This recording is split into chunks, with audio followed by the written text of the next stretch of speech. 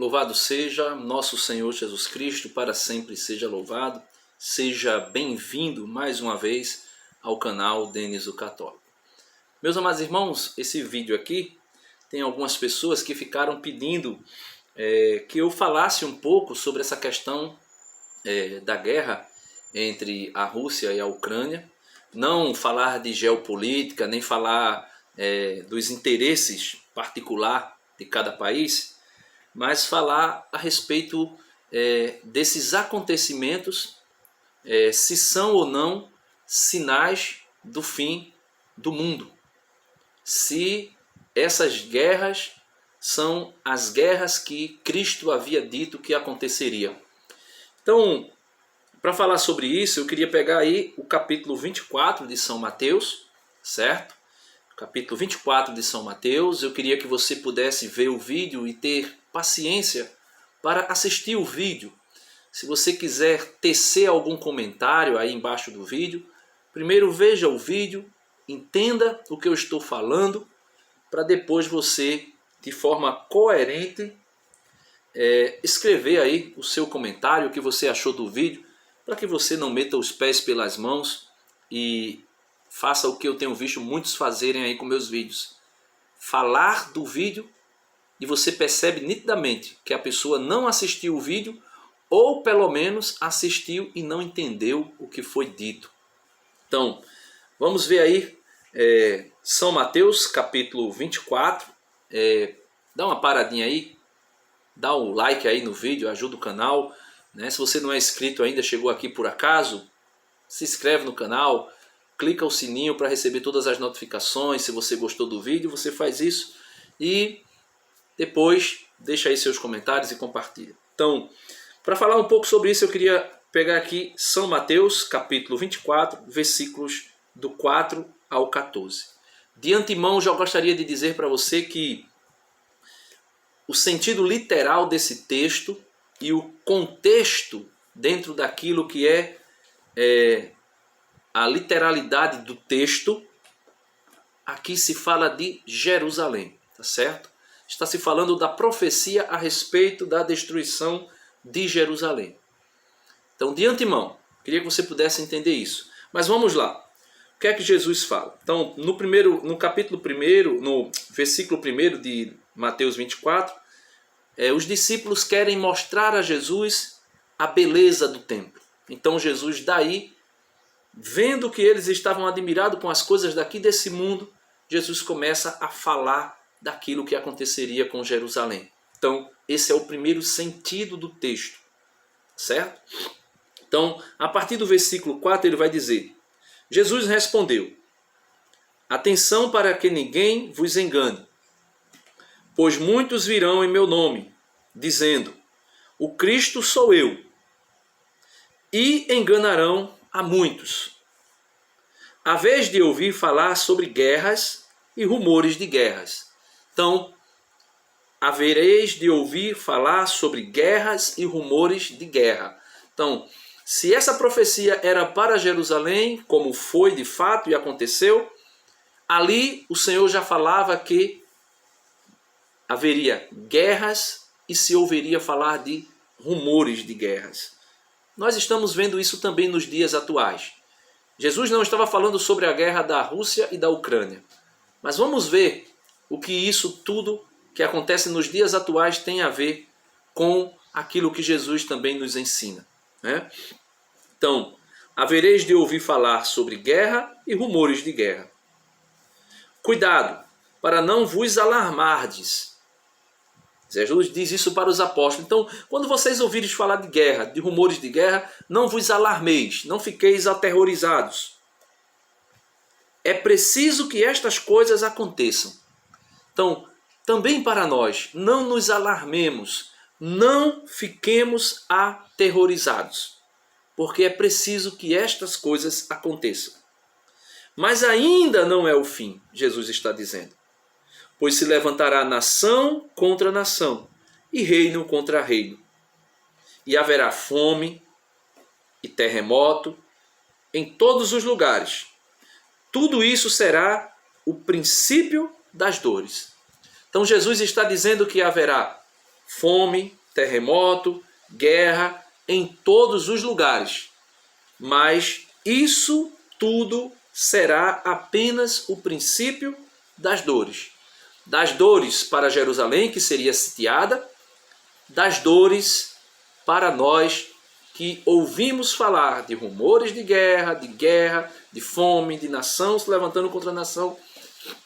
Veja que já aconteceu a Primeira Guerra Mundial e a Segunda Guerra Mundial, que segundo os historiadores, a Primeira e a Segunda Guerra foi uma única guerra, uma só guerra, que teve um intervalo, né, até grande, no confronto armado, mas porém os resquícios da Primeira Guerra, as questões econômicas, políticas, geopolítica, não pararam, ficaram ali em conflito e culminou no segundo conflito armado da Grande Guerra Mundial, que pode ser chamada de uma única guerra, né?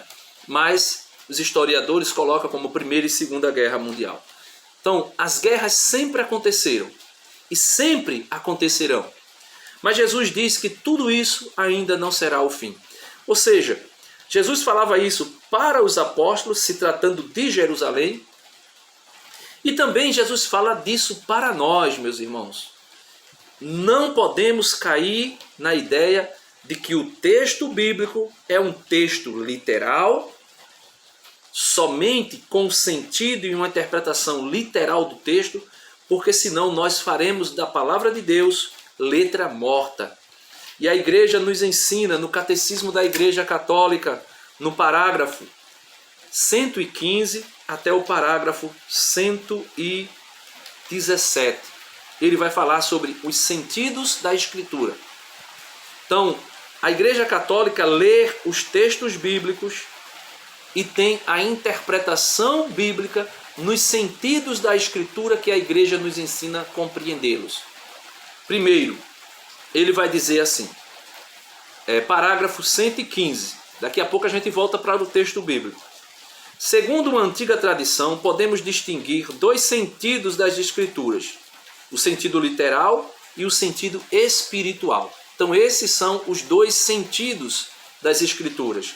O sentido literal, aquilo que está no texto, por exemplo, o texto que nós estamos lendo de Mateus 24, aconteceu com Jerusalém e não voltará mais a acontecer como Jesus narrou, certo? É o sentido literal do texto. Foi para o ano 74, né? Se eu não me engano foi 74 que Jerusalém foi destruída, foi sitiada. Então, aconteceu naquele tempo e não voltará a acontecer da mesma forma que foi narrado por Cristo. Este é o sentido literal. Já aconteceu, já se cumpriu. Porém, existe o sentido espiritual. Aí ele coloca, o catecismo coloca para nós, sendo este último, o sentido espiritual, subdividido em sentido alegórico, moral e anagógico. A concordância profunda entre os quatro sentidos garante toda a sua riqueza, a leitura viva da Escritura na igreja. Então, quando a igreja lê a Sagrada Escritura, seja na sua liturgia, seja dentro da liturgia, na missa, seja dentro dos ritos litúrgicos, como o batismo, o matrimônio e outros sacramentos e outras manifestações litúrgicas, a igreja lê e essa leitura é viva da Escritura. O próprio Jesus disse, céus e terras passarão, mas as minhas palavras jamais passarão. Então, o sentido literal, o que é que quer dizer o sentido literal? É o sentido significado pelas palavras da Escritura e descoberto pela exegese que segue as regras da correta interpretação. Todos os sentidos da Sagrada Escritura devem estar fundados no literal. Então, você lê o texto literal e ali existe um acontecimento que foi realizado em uma época, determinado por Deus, segundo a sua presciência, a sua soberania, e aquele sentido literal aconteceu e não voltará mais a acontecer daquela forma. Mas a igreja nos ensina que há o sentido espiritual do texto. Esse texto que nós estamos lendo, Mateus 24, que fala sobre a destruição de Jerusalém, sobre as tribulações para a igreja nascente, existe um sentido literal para nós compreendermos ele. Graças à unidade do projeto de Deus, não somente o texto da Escritura, mas também as realidades e os acontecimentos de que ele fala podem ser sinais. Podem ser sinais. Eu não estou dizendo que esse texto esteja falando da guerra da Ucrânia com a Rússia, mas nós podemos, no sentido espiritual do texto, compreender que ele aponta sinais para os acontecimentos atuais. E esse último, o sentido espiritual, é subdividido em 3 sentidos. O sentido espiritual é subdividido em o sentido alegórico. Podemos adquirir uma compreensão mais profunda dos acontecimentos, reconhecendo a significação deles em Cristo. Assim, a travessia do Mar Vermelho é um sinal da vitória de Cristo e também o batismo. Então veja, no sentido alegórico, aquilo que aconteceu com Jerusalém pode ser um sinal também para os fins dos tempos. Ouvirão sobre guerra e rumores de guerra, mas ainda não será o fim. Então, aquele sentido literal, aquele sentido espiritual que nos faz ver os acontecimentos atuais ou aquilo que foi escrito no tempo dos apóstolos como sendo para nós sinais dos acontecimentos atuais. E o sentido alegórico nos mostra que, assim como em Cristo toda a Escritura é interpretada, toda a Escritura é, vamos dizer assim, realizada, né? Porque em Cristo se cumpre toda a Escritura, podemos ver também em Cristo os acontecimentos atuais como sinais de sua vinda, do seu retorno. Eu não volto a dizer, não estou dizendo que a guerra da Ucrânia e a guerra da Rússia são as guerras que Jesus falou aqui no texto. Porque aqui se tratava das guerras que aconteceriam na preparação para o fim de Jerusalém. Porém, nós podemos entender pela leitura espiritual, pela interpretação espiritual, sendo também sinais para os fins dos tempos. E veja o que diz o sentido moral. O sentido moral diz assim: os acontecimentos relatados na Escritura devem conduzir-nos a um justo agir. Veja, se Jesus disse para os apóstolos, como está aqui em São Mateus, versículo 6, Mateus 24, versículo 6, a vez de ouvir falar sobre guerra e rumores de guerra. Então nós hoje estamos ouvindo falar de guerras e rumores de guerra. Cuidado para não vos alarmardes. Cuidado para não ficares aí, meu Deus, é o fim do mundo. Ele vai dizer, para nós hoje, se vocês estão ouvindo rumores de guerra, guerras e rumores de guerra, não vos alarmeis. Jesus disse para os apóstolos, se tratando de Jerusalém, e segundo a interpretação espiritual, alegórica e também moral, a igreja diz para nós, a Sagrada Escritura diz para nós que se nós estamos ouvindo falar de guerra e rumores de guerra, nós não devemos ficar aterrorizados. Porque Jesus diz, é preciso que essas coisas aconteçam. Mas ainda não é o fim. Ainda não foi o fim para Jerusalém quando os apóstolos começaram a ouvir falar de guerra e de rumores de guerra. Porque era preciso que aquilo acontecesse. Também para nós hoje, meus irmãos, ainda não é o fim. Ainda não é o fim. Pois, ele diz, versículo 7, se levantará nação contra nação e reino contra reino.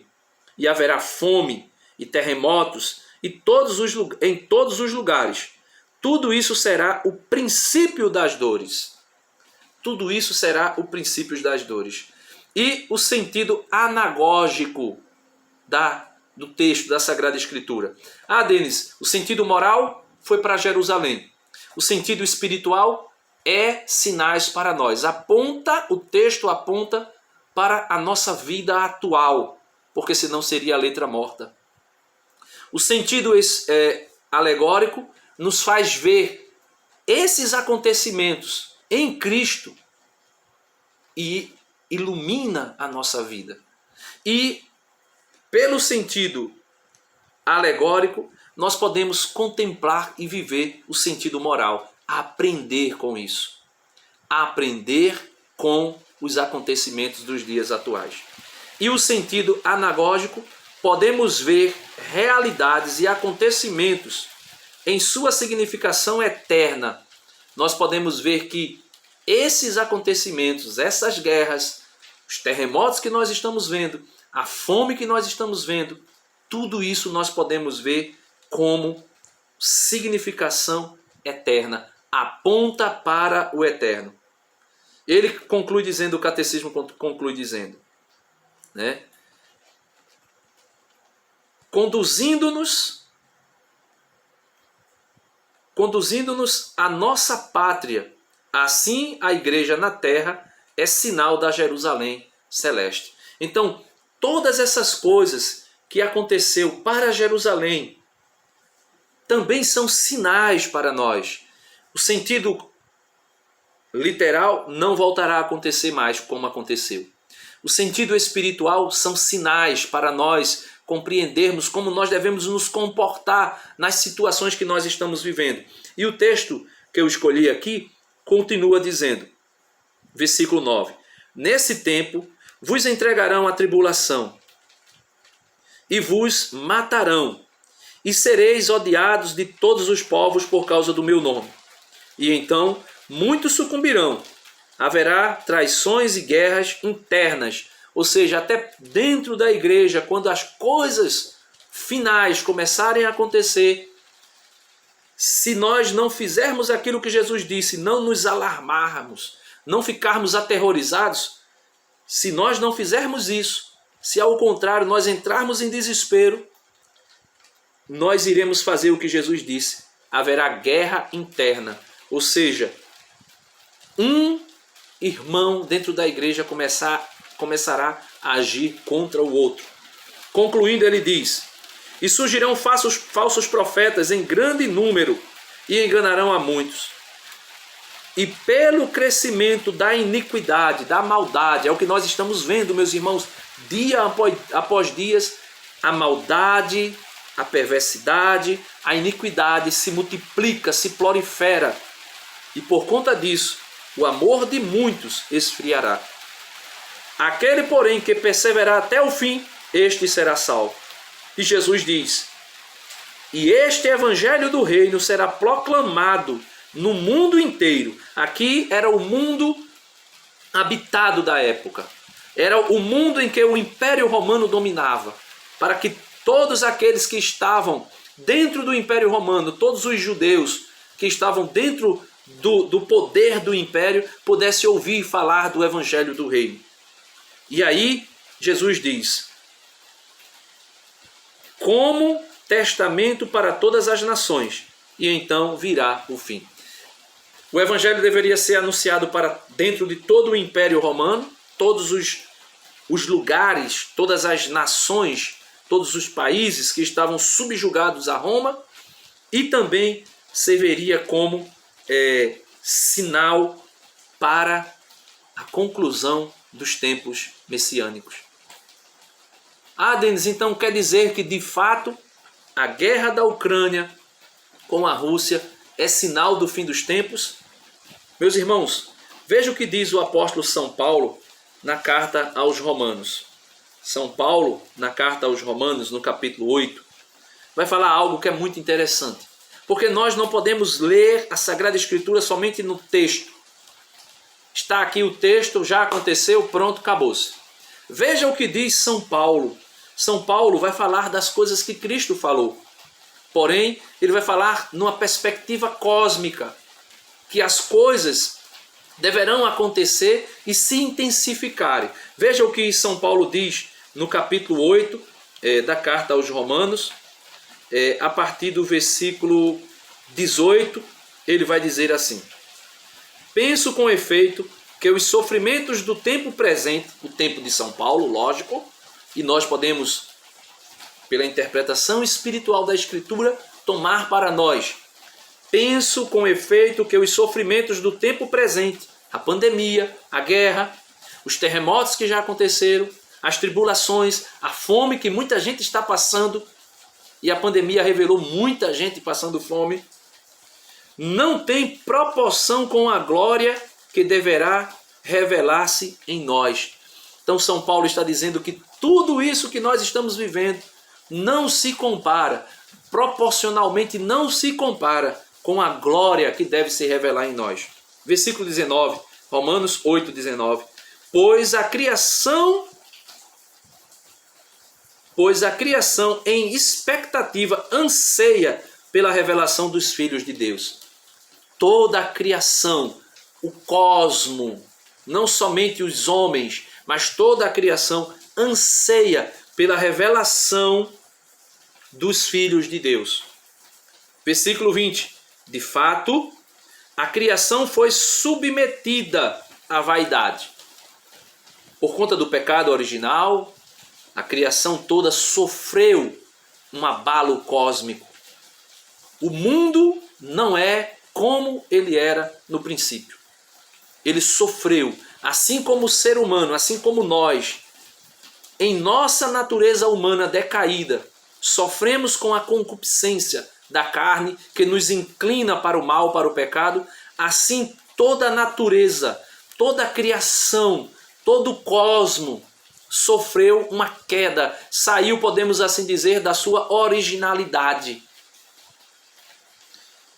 E ele continua dizendo: não porque ela queria, mas por vontade daquele que a submeteu, na esperança de ela também, de toda a criação, de todo o cosmo, ser libertada da escravidão, da corrupção, para entrar na liberdade da glória dos filhos de Deus. E ele continua, versículo 22, que é onde eu queria chegar.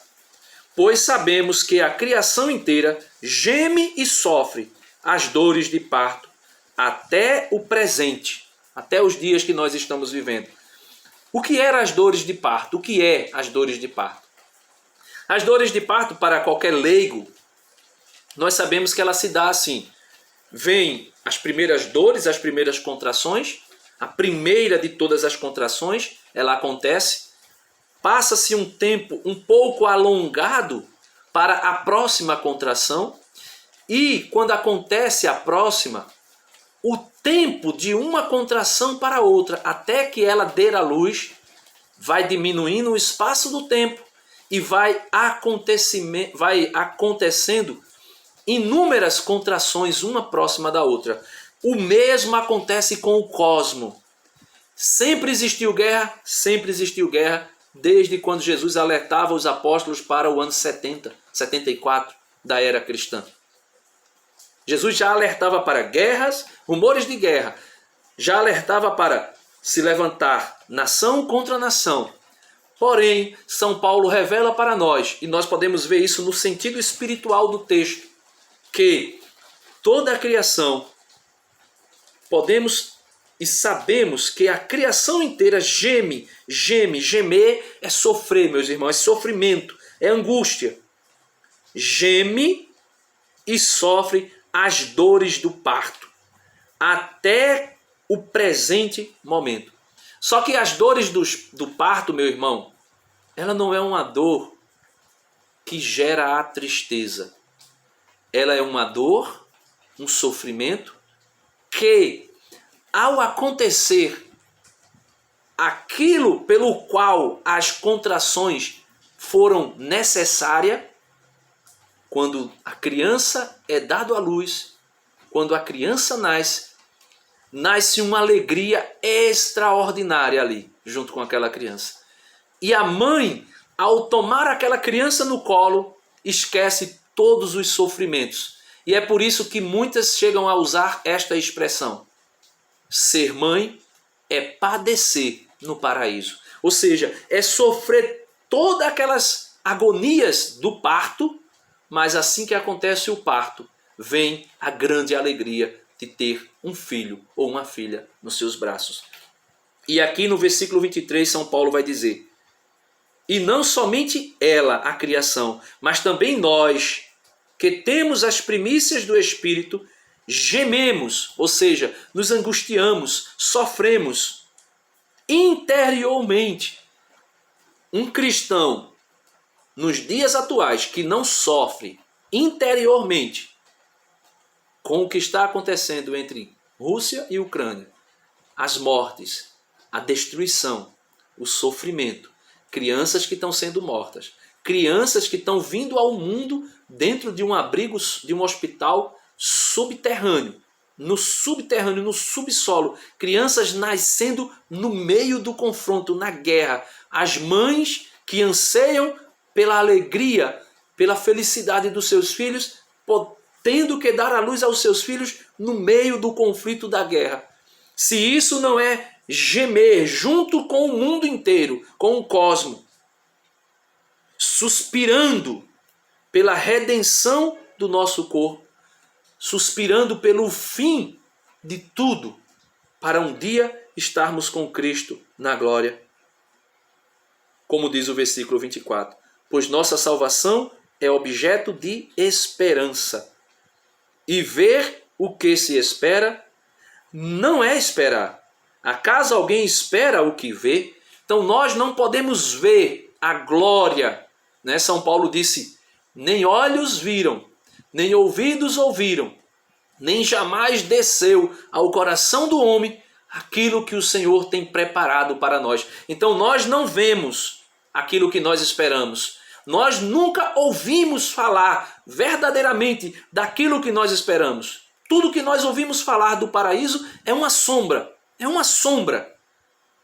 É olhar por um véu completamente embaçado e distorcido. Mesmo que a gente contemple alguma maravilha no nosso interior.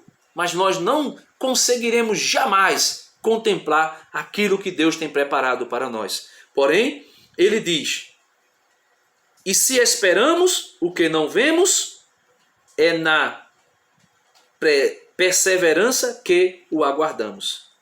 É na perseverança que o aguardamos. E o que é que nós aguardamos? E o vídeo ficou longo, mas é para falar para você que não tenha medo, não fique aterrorizado com tudo isso. Porque assim como São Paulo falou, que a criação toda será salva, libertada da corrupção que ela foi submetida pelo pecado da humanidade, que foi submetida por graça e vontade do próprio Deus, para assim redimi-la, não somente a mim e a você como homem, como ser humano, mas redimir toda a criação. O Apocalipse vai dizer no capítulo 21, a coisa mais linda, eu não vou explicar, só para você ver o que é que nós esperamos, o que é que nós aguardamos. E por isso, as guerras, os sofrimentos, as tribulações, a fome, não pode tirar de nós a esperança disto aqui. Vi então um céu novo e uma nova terra. Pois o primeiro céu e a primeira terra se foram, e o mar já não existe. Vi também descer do céu de junto de Deus a cidade santa, uma Jerusalém nova. Isso aqui não é mais a Jerusalém que os apóstolos viram ser destruída, né? Não, é uma Jerusalém nova, é a igreja triunfante, gloriosa no céu. Vi também descer do céu de junto de Deus a cidade santa, uma Jerusalém nova, pronta, como uma esposa que se enfeita para seu marido. Nisto ouvi uma voz forte que do trono dizia, eis a tenda de Deus com os homens. Ele habitará com eles, eles serão o seu povo, e ele, Deus com eles, serão o seu Deus. Ele enxugará toda lágrima dos seus olhos, toda lágrima que o povo ucraniano está derramando, e outros homens de boa vontade que amam a justiça e a verdade estão derramando pela Ucrânia, ou pelos soldados russos, ou pelos soldados ucranianos que estão morrendo, como testemunha mostrou um soldado russo que se entregou, que se rendeu, e quando falava numa chamada de vídeo com a sua mãe, chorava ali junto com algumas mulheres ucranianas que o consolavam. Ele enxugará toda a lágrima dos nossos olhos, pois nunca mais haverá morte por guerra, nem luto, ninguém ficará em luto porque um parente seu morreu, porque não existirá mais morte, nem clamor e nem dor haverá mais. Sim, as coisas antigas, esse mundo terrível e tenebroso, eu não estou falando aqui do cosmo, mas estou falando do sistema, né? Este mundo jaz do maligno, disse Jesus. Todo esse sistema corrupto da geopolítica, todo esse sistema corrupto, né, da economia mundial, que leva à guerra e à destruição, porque o homem deseja a riqueza, anseia pela riqueza. Então, as coisas antigas se foram. O que está sentado no trono declarou então: eis que eu faço nova todas as coisas. E comunicou, ou melhor, e continuou, escreve, porque estas palavras são fiéis e verdadeiras. Disse-me ainda: elas se realizarão. Eu sou o Alfa e o Ômega, o princípio e o fim. E a quem tem sede, você tem sede de justiça, você anseia por paz, o Senhor dará gratuitamente da fonte de água viva. O vencedor receberá o vencedor receberá esta herança, e eu serei seu Deus, e ele será meu filho. Aí ele vai dizer quanto àqueles que promoveram a matança, a guerra injusta, né? A destruição, a fome, todos aqueles que promoveram tudo isso. Ele diz: quanto aos covardes, porém, e aos infiéis, aos corruptos, aos assassinos, aos impúdicos, aos magos, aos idólatras e a todos os mentirosos, a sua porção se encontra no lago ardente de fogo e de enxofre, que é a segunda morte. Ou seja, o inferno eterno, a destruição eterna. Portanto, meus amados irmãos, a guerra da Ucrânia e a Rússia não é o fim do mundo, mas nós podemos entender como sendo o princípio do fim. O princípio do fim. Porque sempre aconteceu guerra e sempre acontecerá até Jesus voltar. Mas o que mais interessa é como nós nos comportamos no meio de tudo isso. Que nós possamos pedir a Deus a graça de sermos fiéis a Jesus, de sermos fiéis à sua palavra, ao seu evangelho. Deus abençoe você. Em nome do Pai, do Filho e do Espírito Santo. Amém. Que o Senhor Jesus nos dê as consolações que nós precisamos para não entrarmos em pânico com tudo o que está acontecendo e com tudo o que ainda virá.